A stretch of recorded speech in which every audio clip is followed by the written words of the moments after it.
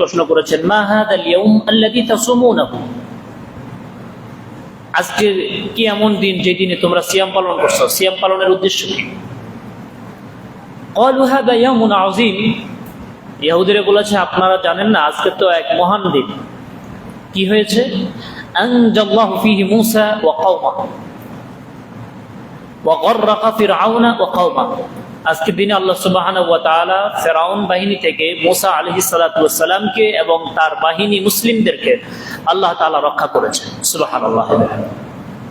ফাসামাহু মূসা শুকরান, এই দৃষ্টিকোণ থেকে আল্লাহর শুকর আদায় করো তো মূসা আলাইহিস সালাম সিয়াম পালন করেছেন। ফানাহনু নাসুমু, আমরা মূসা আলাইহিস সালাতু ওয়াস সালামের অনুসরণ করে আমরাও এই দিনে সিয়াম পালন করি। فقال النبي صلى الله عليه وسلم وَنَحْنُ أَحَقُّ وَأَوْلَى بِمُوسَى مِنْكُمْ, মূসা তো আমার ভাই, নবীরা পরস্পর কি ভাই। وَنَحْنُ أَحَقُّ بِمُوسَى وَأَوْلَى مِنْكُمْ, মূসা আলাইহিস সালাতু ওয়াস সালামের ব্যাপারে সম্মান করা, কৃতজ্ঞতা প্রকাশ করা, তার কাছের দাবি করা তোমাদের থেকে আমরা বেশি হকদার। فَصَامَ النَّبِيُّ صلى الله عليه وسلم وَأَمَرَ أَصْحَابَهُ بِصِيَامِهِ, অতঃপর নবী করিম সাল্লাল্লাহু আলাইহি ওয়াসাল্লাম নিজে সিয়াম পালন করলেন, সাহাবীদেরকে আশুরার সিয়াম পালনের আদেশ করেছেন। নবী করিম সাল্লাল্লাহু আলাইহি ওয়াসাল্লাম এর পাশাপাশি বলেছেন, লা ইন বাকিতু ইলা কাবিলিন লা আসুমান্না তাসিআ, যদি আগামী বছর যদি আমি জীবিত থাকি, লা আসুমান্না তাসিআ, তাহলে আশুরার 10ম দিনের আগে 9ম দিনও একদিন আমি সিয়াম পালন করব, যেন আমাদের ইবাদতটা, আমাদের সিয়ামটাও যেন কোনোভাবেই ইহুদিদের সাথে না মিলে যায়। অন্য হাদিসে এসেছে নবী করিম সাল্লাল্লাহু আলাইহি ওয়াসাল্লাম বলেছেন, তোমরা আশুরার দিনে সিয়াম পালন করবে, ওই আশুরার দিনে সিয়াম পালনের আগে অথবা পরে তোমরা আরেকটা সিয়াম পালন করবে। এখন এই সিয়াম যদি পালন করে এর ফজিলত হচ্ছে আল্লাহ সুবহানাহু ওয়া তাআলা বিগত 1 বছরের গুনাহ ক্ষমা করবেন। অনেক মর্যাদা, অনেক সম্মান রয়েছে। এই সিয়ামের 3টা নিয়ম রয়েছে। এক হচ্ছে শুধু আশুরার দিনে সিয়াম পালন করবে, আরেকটা হচ্ছে 9 তারিখ 10 তারিখ সিয়াম পালন করবে, আরেকটা হচ্ছে 10 তারিখ 11 তারিখ সিয়াম পালন করবে। 3টা সূরা কি বুঝে আসছে সবার? এবার এই 3টার মধ্যে সবচেয়ে উত্তম যদি 9 এবং 10ম তারিখে সিয়াম রাখে, এটা হচ্ছে সর্বোত্তম। দ্বিতীয় উত্তম হচ্ছে 10 এবং 11। 3 নাম্বার হচ্ছে কেউ যদি 9 তারিখ 10 তারিখ রাখতে না পারে অথবা 10 তারিখ 11 তারিখ রাখতে না পারে, এই ভয়ে যে আমি যদি শুধু 10 তারিখে রাখি তাহলে তো মাকরুহ হয়ে যাবে, এই ভয়ে সিয়াম না পালন করার চাইতে 10ম দিনে সিয়াম পালন করলে 1 বছরের গুনাহ আল্লাহ মাফ করে দিবেন। সুবহানাল্লাহ। তাহলে আমরা বুঝতে পারলাম তো সবাই?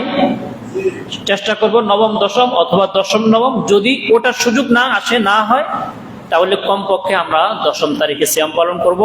এতে আল্লাহ সুবহানাহু ওয়া তাআলা 1 বছরের গুনাহ ক্ষমা করবেন বলে নবী করিম সাল্লাল্লাহু আলাইহি ওয়াসাল্লাম আল্লাহ তাআলার কাছে আশা করেছেন। এরপরে এই আশুরার সিয়ামের ব্যাপারে সাহাবায়ে কেরাম এতটা গুরুত্ব দিতেন যে ছোট ছোট বাচ্চা শিশু যারা রয়েছে তাদেরকেও এই সিয়ামের প্রতি উদ্বুদ্ধ করতেন, তাদেরকে আশুরার সিয়ামের প্রতি উদ্বুদ্ধ করে দেন, তাদেরকে সাহারি গ্রহণ করাতেন। এবং বাচ্চা, তাদের বয়স 8 বছর 9 বছর 10 বছর, এদেরকে ক্ষুধার যন্ত্রণায় তারা যখন চিৎকার করতো, কান্নাকাটি করতো, তখন ক্ষুধা যেন তারা ভুলে যায়, এই জন্য বিভিন্ন খেলনার আয়োজন করতেন, খেলার আয়োজন করতেন সাহাবায়ে কেরাম, যেন সিয়ামের অভ্যস্ততা তাদের মধ্যে তৈরি হয়।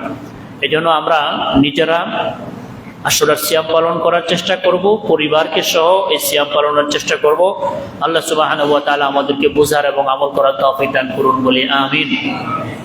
এবার হচ্ছে যে আলোচনা, সেটা হচ্ছে এই দিন উপলক্ষে কি কি কুসংস্কার, ভুল ধারণা সমাজের মধ্যে প্রচলিত রয়েছে, এবং এই দিনকে কেন্দ্র করে ইসলামের একটি গোমরাহি ফিরকা, ইসলামের একটি অত্যন্ত নোংরা এবং গোমরাহি ফিরকা শিয়া সম্প্রদায় সম্পর্কে আমরা কিছু জানার চেষ্টা করব।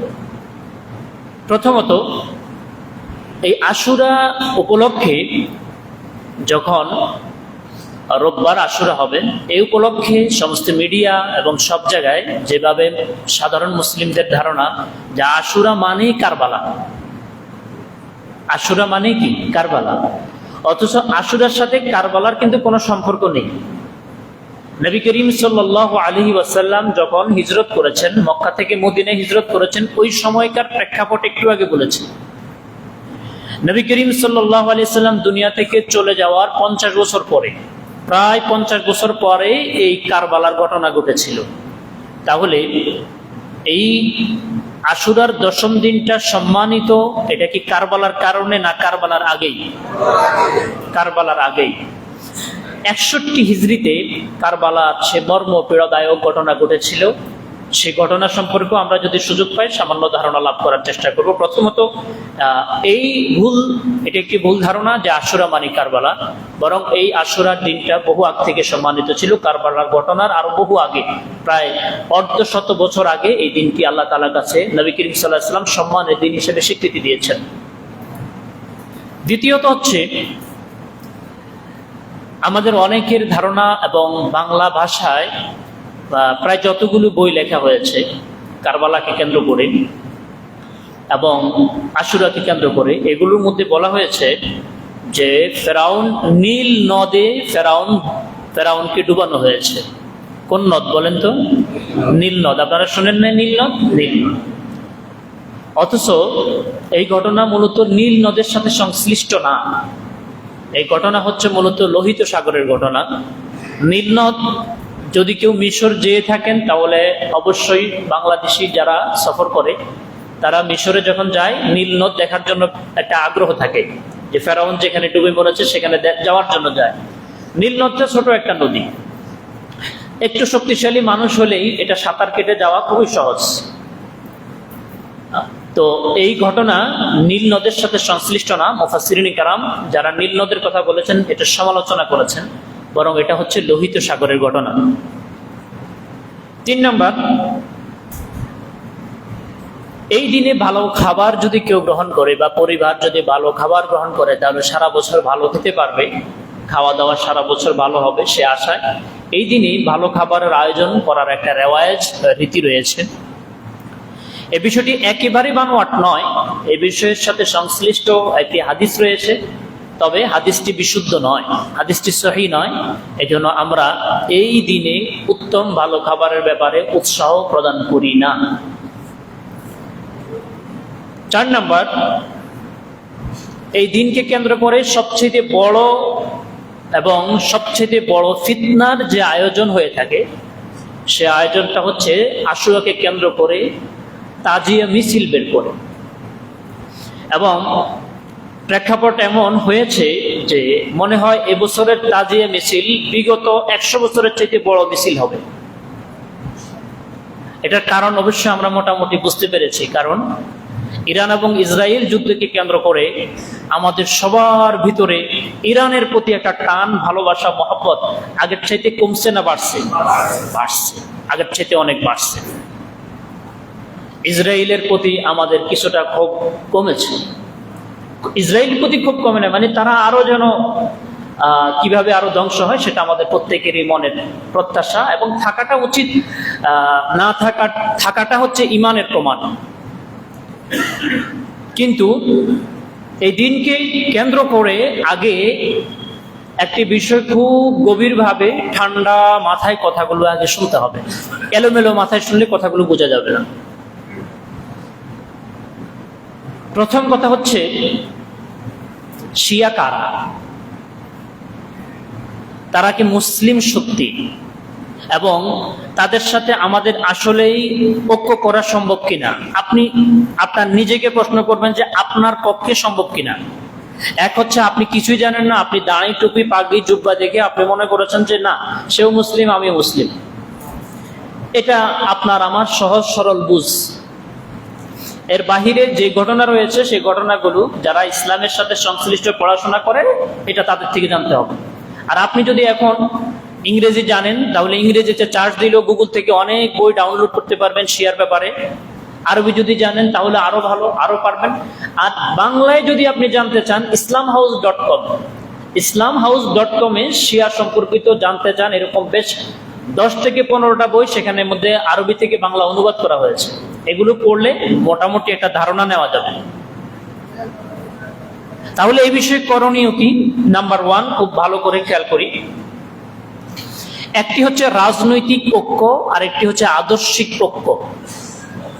খুব ভালো করে খেয়াল করেন, একটি হচ্ছে রাজনৈতিক ঐক্য আর একটা কি বললাম, আদর্শিক ঐক্য।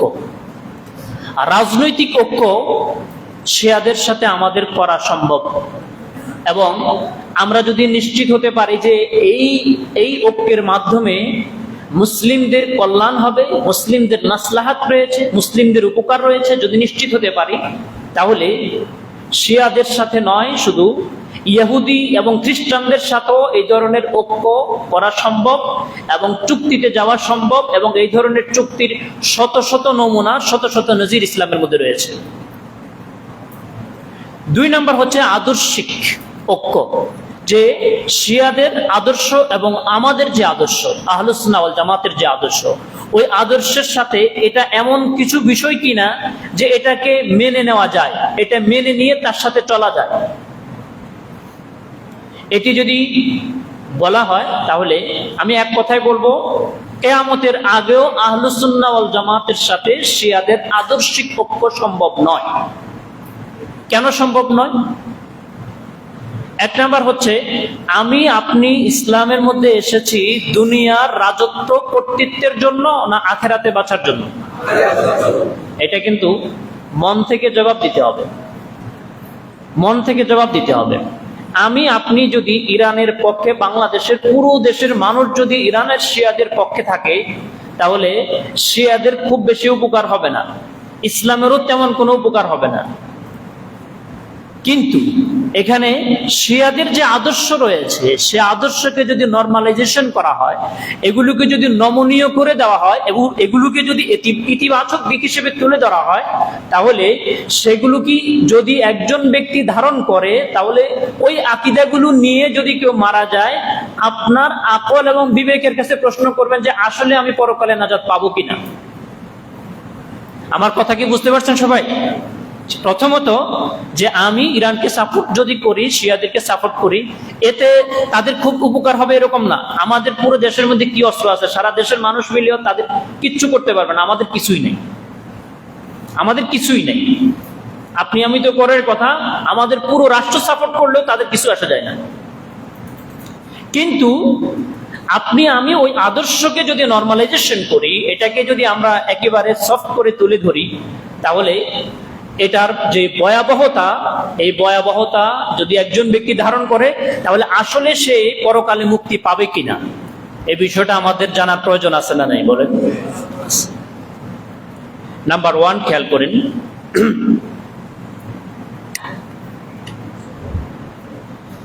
আমরা কি কালিমা পড়ে মুসলমান হই বলেন তো সবাই একবার? একটা বলেন না, সবাই বলেন, বলেন লা ইলাহা ইল্লাল্লাহ মুহাম্মাদুর।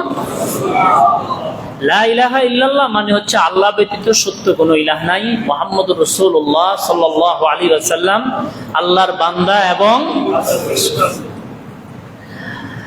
আপনি শিয়াদের সাথে ঐক্য চাচ্ছেন, শিয়াদের মধ্যে যারা সবচাইতে ভালো, এদের উপদল আছে প্রায় 27টি। সবচেয়ে ভালো আছে, সবচেয়ে খারাপও আছে। সবচেয়ে ভালো যে দলটি আছে সেটাকে বলে জাইদিয়া ফিরকা। আহলে সুন্নাহ ওয়াল জামাত এদের সাথে ঐক্য করতে রাজি আছে। এদের ঈমানের মধ্যে মৌলিক কোনো সমস্যা নেই। এদের আকীদা হচ্ছে মৌলিকভাবে, জাইদিয়া সম্প্রদায়ের আকীদা হচ্ছে যে আবু বকর, ওমর, উসমান রাদিয়াল্লাহু তাআলা আনহু এদের চাইতে খলিফা হওয়ার জন্য বেশি উপযোগী ছিল আলী রাদিয়াল্লাহু তাআলা আনহু। কিন্তু আবু বকর, ওমর, উসমান এদেরকে গালমন্দ করা যাবে না, তারাও খলিফা, বৈধ খলিফা, অবৈধ না। এই শুধু সামান্য এই সমস্যার কারণে এরা জাইদিয়া ফিরকা। এদের সাথে ঐক্য করতে আমাদের সমস্যা নাই, কারণ সমস্যাটা আবু বকর, ওমরকে গালমন্দ করছে না, এটা সাধারণ। তবে ঐতিহাসিকভাবে এই জিনিসটা স্বীকৃত, জাইদিয়া ফিরকার যে শিয়া রয়েছে এরা অস্তিত্বহীন। এদের সংখ্যা এখন পৃথিবীতে 1%ও নাই। পুরো শিয়ার মধ্যে 1%ও এদের মধ্যে নাই। গোটা পৃথিবীতে শিয়াদের যে নেতৃত্ব দিচ্ছে সেটা হচ্ছে শিয়া ইসনা আশারিয়া বলে এটাকে, যেটা আয়াতুল্লাহ খামিনি রুহুল্লাহ খামিনি, এরা যে মতাদর্শের উপরে যারা প্রতিষ্ঠিত সেটা হচ্ছে শিয়া ইসনা আশারিয়া। প্রায় 90% শিয়া এই আকীদার উপরে প্রতিষ্ঠিত। এদের মধ্যে যারা সবচেয়ে ভালো এই শিয়া ইসনা আশারিয়া, যারা গোটা পৃথিবীর নেতৃত্ব দিচ্ছে, এদের কাছে আমি যদি লা ইলাহা ইল্লাল্লাহ মুহাম্মাদুর রাসূলুল্লাহ বলি, তাহলে কখনো আমি মুসলিম হতে পারবো না, বরং কালিমার সাথে লা ইলাহা ইল্লাল্লাহ মুহাম্মাদুর রাসূলুল্লাহ আলিয়ুন ওয়ালিয়ুল্লাহ এই অংশ যতক্ষণ পর্যন্ত না যোগ করবে ততক্ষণ পর্যন্ত শিয়াদের কাছে আপনি মুসলিম হতে পারবো না। আপনি আপনার নিজেকে প্রশ্ন করেন যে এগুলোর সাথে আপনি নরমালাইজেশন হতে পারবেন কিনা, এটা মেনে নিতে পারবেন কিনা। আপনি মেনে নেন যে উনি আপনাকে মুসলিম মনে করবে না, কিন্তু আপনি ওনাকে মুসলিম মনে করবেন কি করবেন না সেটা আপনার বিষয়। উনি আপনাকে লা ইলাহা ইল্লাল্লাহ মুহাম্মাদুর রাসূলুল্লাহ বললে আপনাকে মেনে নিতে পারবে না, কিন্তু আপনি পারবেন কিনা যতক্ষণ পর্যন্ত উনি লা ইলাহা ইল্লাল্লাহ মুহাম্মাদুর রাসূলুল্লাহ আলিয়ুন ওয়ালিউল্লাহ না বলবে আপনি পারবেন না। নাম্বার 2, আজান। মুসলিমরা যে আজান দেয়, আমরা মসজিদে আজান হয় না, আজান হয়, এগুলোকে বলে শাআইরুল ইসলাম, ইসলামের শিআর। শুধুমাত্র ইউটিউবে গিয়ে চার্জ দিবেন, গুগলে গিয়ে চার্জ দিবেন শিয়াদের আজান, দেখবেন কি সামনে আসে, শুনবেন। সেখানের মধ্যে আসবে, আজানের মধ্যে বিকৃতি হচ্ছে আশহাদু আল্লা ইলাহা ইল্লাল্লাহ, আশহাদু আল্লা ইলাহা ইল্লাল্লাহ, আশহাদু আন্না মুহাম্মাদুর রাসূলুল্লাহ। এরপরে বলতে হবে আশহাদু আন্না আলিয়ান ওয়ালিউল্লাহ। ইকামতের মধ্যে একই সমস্যা, যখন আশহাদু আন্না মুহাম্মাদুর রাসূলুল্লাহ বলবে, সাথে সাথে এই সাক্ষী দিতে হবে আশহাদু আন্না আলিয়ান ওয়ালিউল্লাহ, সাক্ষী দিতে হবে, নচেত আপনার আজান হবে না, ইকামত হবে না, ঈমানও হবে না। এবার তার সাথে আপনার ঐক্য কিভাবে সম্ভব আপনি একটু চিন্তা করেন। এবার হচ্ছে উযুর ফরজ কয়টা বলেন তো সবাই? একটা সবাই বলতে হবে, উযুর ফরজ কয়টা? 4টা। মুখমণ্ডল ধোয়া, হাত কনুই সহ ধোয়া, মাথা মাসাহ করা, আরেকটা কি? পা ধোয়া। একজন ব্যক্তি মাথা মাসাহ করলো, মুখ ধুলো, হাত কনুই সহ ধুলো, কিন্তু পা ধুই নাই। পাটা মাসাহ করলো কিন্তু পা ধুই নাই, পা ধুইবে না। আচ্ছা, এই ব্যক্তির উযু হবে? কথা বলছেন না কেন? এই ব্যক্তির উযু হবে? এই ব্যক্তির উযু হবে না। ইউটিউবে গিয়ে চার্জ দিবেন শিয়াদের উযু, গুগলে দিয়ে চার্জ দিবেন শিয়াদের উযু, ইংরেজিতে চার্জ দিবেন এভলিউশন অফ শিয়া, বিভিন্ন ভাবে আপনি চার্জ দিবেন, শিয়াদের উযুর নিয়ম চলে আসবে। শিয়ারা উযুতে পা ধোয় না। যে ব্যক্তির আজান, ইকামত এবং সালাত, অর্থাৎ যদি কোনো ব্যক্তি পা না ধোয়, উযু না হয়, তাহলে তার সালাত হবে? সারা জীবনের এক ওয়াক্ত সালাতও যার হয় না, আপনি যদি মনে করেন না এটা চলে, তাহলে আপনার হিসাব ভিন্ন। আমি আগেই বলেছি, রাজনৈতিক ঐক্য অমুসলিমদের সাথেও করা সম্ভব, কিন্তু শিয়াদের সাথে আদর্শিক ঐক্য মুসলিমদের জন্য কখনো সম্ভব নয়। এটা মনে রাখতে হবে, কখনো সম্ভব নয়, পশ্চিমকালেও না। এবার খেয়াল করেন, আবু বকর, ওমর, ওসমান রিদওয়ানুল্লাহি তাআলা আলাইহিম আজমাইন, পৃথিবীতে যত নবী রাসূল এবং পৃথিবীতে যত বাতিল এবং পৃথিবীতে যত গোমরা মানুষ আছে, সমস্ত গোমরা মানুষদেরকে যদি আপনি প্রশ্ন করেন, এবং ইহুদিদেরকে যদি প্রশ্ন করেন, খ্রিস্টানদেরকে যদি প্রশ্ন করেন সবচেয়ে ভালো মানুষ কারা, তারা এক বাক্যে জবাব দিবে ঈসা আলাইহিস সালাতু ওয়াস সালামের সঙ্গী সাথী যারা, তারা সবচেয়ে ভালো মানুষ। ইহুদিদেরকে যদি জিজ্ঞেস করেন সবচেয়ে ভালো মানুষ কারা, ইহুদিরা বলবে মুসা আলাইহিস সালাতু ওয়াস সালামের সাথে উঠা বসা করেছে যারা, মুসার সাহাবীরা সবচেয়ে ভালো মানুষ। কিন্তু এই পৃথিবীতে এক নিকৃষ্ট ফেরকার মানুষ রয়েছে শিয়া, তাদেরকে যদি আপনি প্রশ্ন করেন পৃথিবীতে সবচেয়ে নিকৃষ্ট মানুষ কারা, তারা এক বাক্যে বলবে মুহাম্মদ সাল্লাল্লাহু আলাইহি ওয়াসাল্লামের সাহাবীরা হচ্ছে পৃথিবীর সবচেয়ে নিকৃষ্ট মানুষ। ইহুদিরা এবং খ্রিস্টানরা যেই পরিমাণ বিকৃতি দিনের মধ্যে ঘটায় নাই, এরা তা ঘটিয়েছে। এদের বই এবং কিতাব পড়ার জন্য একজন ইসলামের বেসিক নলেজ যাদের রয়েছে, এরকম কেউ ধৈর্য সহকারে তাদের বই পড়ে শেষ করতে পারবে না, তার রাগ হয়ে যাবে, বই ছিঁড়ে ফেলতে মন চাইবে। এরকম বিশ্রী এবং কুরুচিপূর্ণ কথা। আবু বকর ওমর রাদিয়াল্লাহু তাআলা আনহু। আচ্ছা, আরেকটা বিষয় খেয়াল করি, সেটা হচ্ছে আলী রাদিয়াল্লাহু তাআলা আনহুকে আমরা ভালোবাসি না ঘৃণা করি? কথা বলেন না। হাসান রাদিয়াল্লাহু তাআলা আনহুকে আমরা ভালোবাসি না ঘৃণা করি? হুসাইন রাদিয়াল্লাহু তাআলা আনহুকে ভালোবাসি না ঘৃণা করি? কেউ যদি হাসান, হুসাইন এবং আলী রাদিয়াল্লাহু তাআলা আনহুর প্রতি বিদ্বেষ পোষণ করে, তার সাথে আমাদের কোনো সম্পর্ক নাই। কিন্তু আলী রাদিয়াল্লাহু তাআলা আনহুকে ভালোবাসতে হলে, হাসান হুসাইনকে ভালোবাসতে হলে, এদেরকে যদি ভালোবাসতে হয়, আবু বকর, ওমর, ওসমান এদেরকে গালাগালি দিতে হবে, এদেরকে ভালোবাসা যাবে না। এই মূলনীতির সাথে কি আমরা একমত হতে পারবো কখনো? এই মূলনীতির সাথে আমরা কখনো একমত হতে পারবো না। এই মূলনীতি হচ্ছে ওই মূলনীতি যে মাকে এবং বউকে একসাথে ভালোবাসা যায় না। কিন্তু ভালোবাসার ক্যাটাগরি দুই রকম। স্ত্রীর ভালোবাসাও ঠিক রাখা যায়, বউয়ের ভালোবাসা ঠিক রাখা যায়, আবার মাকেও ভালোবাসা যায়, শাশুড়িকেও ভালোবাসা যায়, আল্লাহকেও ভালোবাসা যায়, রসুলকেও ভালোবাসা যায়। যদি ব্যক্তির আকল ঠিক থাকে তাহলে সবগুলো সম্ভব। তো আলী রাদিয়াল্লাহু তাআলা আনহুকে ভালোবাসার নামে এগুলো তৈরি হয়েছে। এবার খেয়াল করেন, আবু বকর, ওমর, ওসমান রাদিয়াল্লাহু তাআলা আনহু, তাদের ব্যাপারে শিয়াদের একটা ওজিফা আছে। আমাদের দেশের মধ্যে যারা বেশি আমল করে তাদের ওজিফা আছে না? ওজিফা আছে। কেউ দালাইলুল খায়রাত পড়ে, কেউ বিভিন্ন পীরের দেওয়া বিভিন্ন ওজিফা পড়ে। শিয়াদের একটা ওজিফা আছে। ওই ওজিফার নিয়মিত ওজিফাটা হচ্ছে, ওই ওজিফার মধ্যে একটা ওজিফা হচ্ছে নিয়মিত তারা পড়ে আল্লাহুম্মা সাল্লি আলা মুহাম্মাদ ওয়া আলা আলি মুহাম্মাদ। ভালো কথা না এতটুকু পর্যন্ত? আল্লাহুম্মা সাল্লি আলা মুহাম্মাদ ওয়া আলি মুহাম্মাদ ওয়া আলা আলি মুহাম্মাদ, অর্থাৎ আল্লাহুম্মা সাল্লি আলা মুহাম্মাদ ওয়া আলা আলি মুহাম্মাদ ওয়ালআন সনামাই কুরাইশ ওয়া বানাতাইহিমা। অর্থ হচ্ছে, আল্লাহ মুহাম্মদ সাল্লাল্লাহু আলাইহি ওয়াসাল্লামের উপরে তুমি রহম করো, তার পরিবার পরিজনের উপরে তুমি দয়া করো, রহম করো। ওয়ালআন আলা সনামাই কুরাইশ, কুরাইশদের দুই সনাম, দুই মূর্তি আবু বকর এবং ওমরের উপরে ওয়ালআন, আল্লাহ তুমি লানত করো। এটা তাদের নিয়মিত ওজিফা, ইবাদত। আপনি পারবেন কিনা আপনি নিজেকে একটু ভাবেন। ওয়ালআন আলা সনামাই কুরাইশ, কুরাইশদের দুই মূর্তির উপরে, আবু বকর ওমরের উপরে আল্লাহ তুমি লানত করো। ওয়া বানাতাইহিমা, এবং তাদের দুই কন্যা, আবু বকর রাদিয়াল্লাহু তাআলা আনহুর কন্যা নাম হচ্ছে আয়েশা, আয়েশার উপরে আল্লাহ তুমি কিয়ামত পর্যন্ত লানত করো। হাফসা, ওমর রাদিয়াল্লাহু তাআলা আনহুর কন্যা, হাফসার উপরে আল্লাহ তুমি কিয়ামত পর্যন্ত লানত করো। এই আগামীকাল দেখবেন, এই রোববারে দেখবেন তাদের বিভিন্ন জায়গাতে এটা মাস্ট চলে, মাস্ট। আবু বকর ফিন্নার, ওমর ফিন্নার, ওসমান ফিন্নার, আবু বকর জাহান্নামী, ওমর জাহান্নামী, ওসমান জাহান্নামী, আয়েশা ফিন্নার, আয়েশা জাহান্নামী, হাফসা ফিন্নার, হাফসা জাহান্নামী। এগুলো আপনি বলতে পারবেন কিনা? এগুলো আপনার ইবাদত হবে কিনা?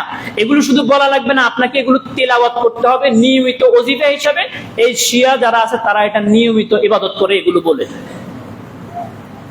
আমি নিজে দেখেছি হজের সফরে তাদের এই নবীজির কবরের সামনে দাঁড়িয়ে দাঁড়িয়ে নবীজিকে সালাম দিচ্ছে আর আবু বকর ওমরের উপরে লানত করছে।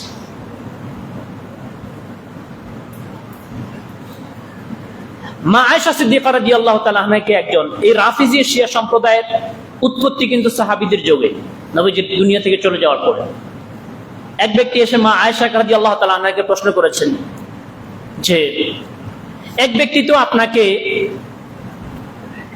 আপনাকে মা বলে বিশ্বাস করে না। মা আয়েশা রাদিয়াল্লাহু তাআলা আনহা কে? আম্মাজান আয়েশা হচ্ছে যতজন ব্যক্তি হাদিস বর্ণনা করেছে এর মধ্যে নাম্বার দ্বিতীয় অবস্থানে তার। প্রথম হচ্ছে আবু হুরায়রা, 5274টি হাদিস বর্ণনা করেছেন। মা আয়েশা বর্ণনা করেছেন 2210টি হাদিস বর্ণনা করেছেন। পুরো ইসলামের অর্ধেক ইলম, অর্ধেক জ্ঞান এসেছে আয়েশা থেকে। ফাদলু আয়েশা আলা নিসা কাফাদলি সারিদ আলা সাইদ তুআম। নবীজি বলেছেন আরবের বিখ্যাত খাবার সারিদের সাথে যেরকম পৃথিবীর কোনো খাবারের তুলনা চলে না, আয়েশার সাথে পৃথিবীর কোনো রমণীর, কোনো মায়ের, কোনো মানুষের তুলনা চলে না। সুবহানাল্লাহ। এ আমাদের আয়েশা সিদ্দিকা রাদিয়াল্লাহু তাআলা আনহা, তাকে এসে একজন বলেছে যে, একজন তো আপনাকে, নবীদের স্ত্রী আমাদের কি বলেন তো? মা। নবীদের স্ত্রী আমাদের কি? মা। একজন বলল অমুক ব্যক্তি তো আপনাকে মা হিসেবে বিশ্বাস করে না। মা আয়েশা রাদিয়াল্লাহু তাআলা আনহা তিনি জবাব দিয়েছিলেন, ও সত্য বলেছে, কারণ আমি হচ্ছে মুমিনদের মা, আমি মুনাফিকদের মা নই। সুবহানাল্লাহ বলবেন না? একজন জ্ঞানী মানুষের উত্তর জ্ঞানীর মতো হয়েছে। আমি তো মুমিনদের মা, যে আমাকে মা বলে বিশ্বাস করে না সে মুনাফিকদের তো আমি মা না।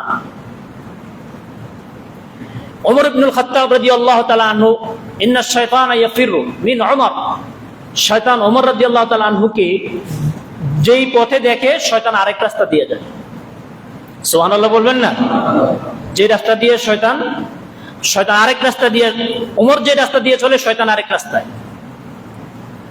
মদিনা মুনাওয়ারার বর্তমান একজন খতিব শেখ আব্দুর রহমান আল হুযাইফি হাফিজাহুল্লাহ ওয়া রাআ, তিনি তাকে প্রশ্ন করেছে যে মদিনার একটা দরজা আছে বাবু ওমর ইবনুল খাত্তাব রাদিয়াল্লাহু তাআলা আনহু, ওমর রাদিয়াল্লাহু তাআলা আনহুর দরজা। কোন শিয়া এই দরজা দিয়ে প্রবেশ করে না, মসজিদ নববীতে এই দরজা দিয়ে প্রবেশ করে না, ওমর রাদিয়াল্লাহু তাআলা আনহুর প্রতি বিদ্বেষ।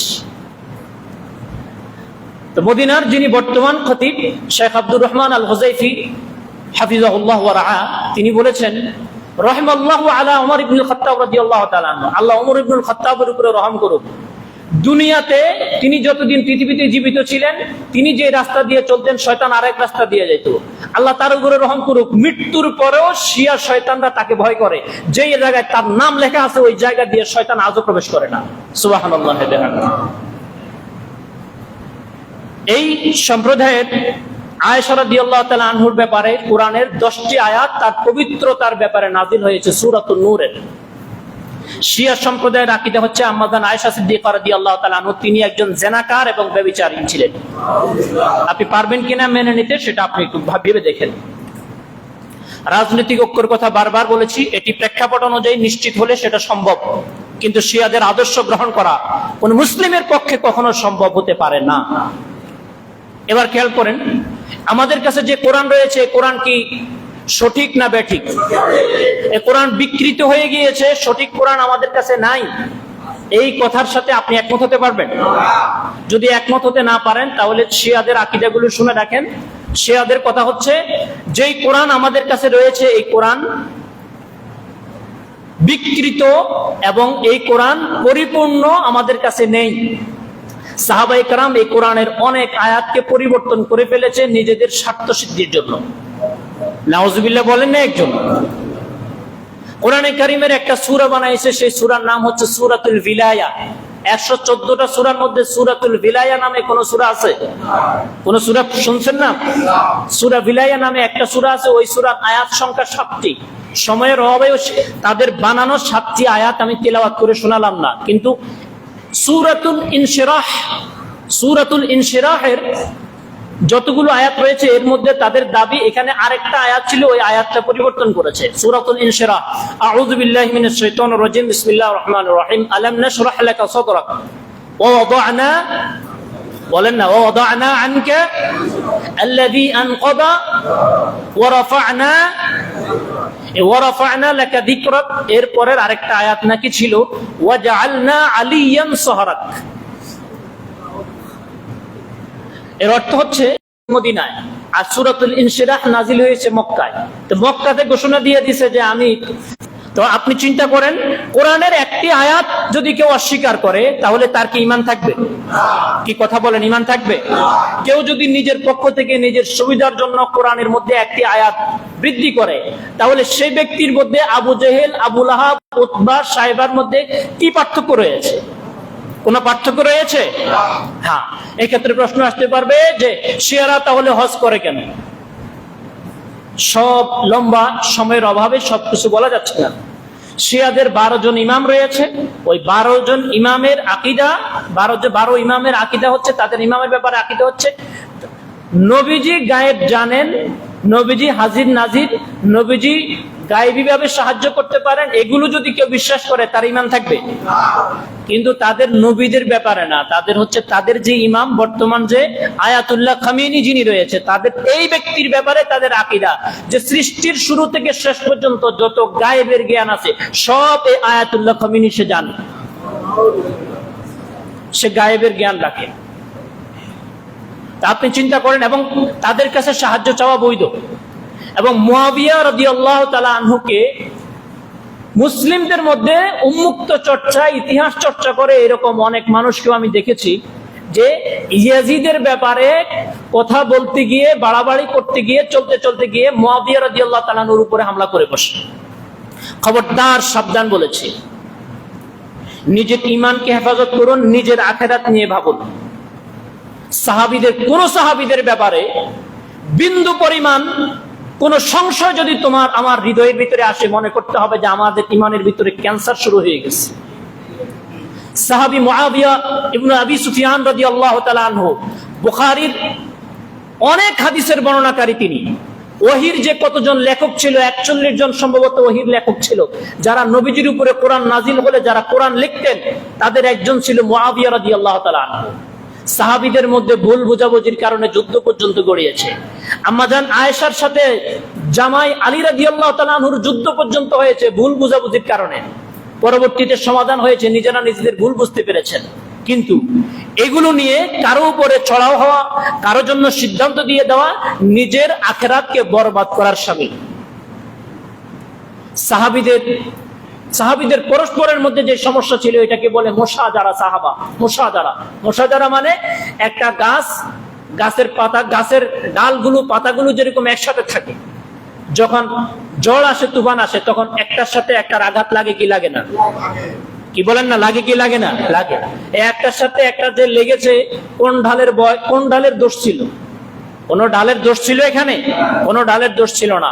সাহাবায়ে কেরাম একসাথে চলতে গিয়ে, দিন ইসলামের ব্যাপারে সঠিক সিদ্ধান্ত নিতে গিয়ে তারা এতটাই শক্ত হয়েছেন, শাশুড়ি তার জামাইকে ছাড় দেয় নাই, জামাই তার শাশুড়িকে ছাড় দেয় নাই।